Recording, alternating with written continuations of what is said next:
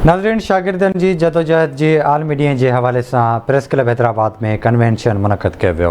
उन हवाले सां ॾिसूं था साकिब कुबर जी रिपोर्ट।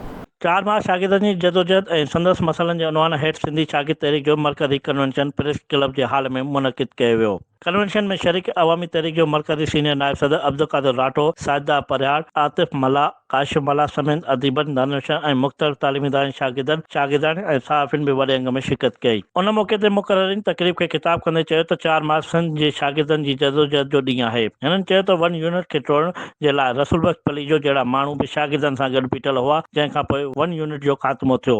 हिननि चयो त 1 यूनिट ख़ात्मे जे दौरान 150 शागिर्दनि खे गिरफ़्तार कयो वियो हो, जंहिंखे आज़ाद कराइण लाइ संदसि वकील रसूल बख्श पलीजो थियो ऐं जंहिंखां बाद में उन्हनि शागिर्दनि खे आज़ाद कयो वियो। उन मौक़े ते हिननि आवाज़ टीवी न्यूज़ सां ॻाल्हाईंदे चयो त 4 मार्च सिंध जे शागिर्दनि जी हिकिड़ी अहिड़ी जदोजहद जो ॾींहुं आहे जंहिं ॾींहुं सिंध जे शागिर्दनि सिंध यूनिवर्सिटी जे शागिर्दनि 1 यूनिट जे कहरी कोर्ट जे ख़िलाफ़ु जदोजहद जो आगाज़ कयो ऐं पोइ सिंध खे आज़ादी मिली ॼण त हिकिड़े 1 यूनिट खां।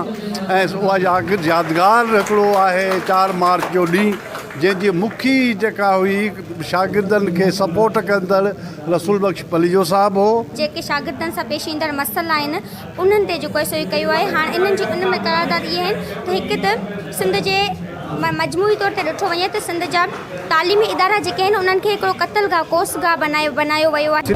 असीं सम्झूं था त सिंधी शागिर्दनि जा मसइला कॉन्फ्रेंस वसीले असीं शागिर्दनि जा मसइला डिस्कस कजनि, बहस कजनि ऐं गॾोगॾु नई हिकमत मिली जदोजहद कजे।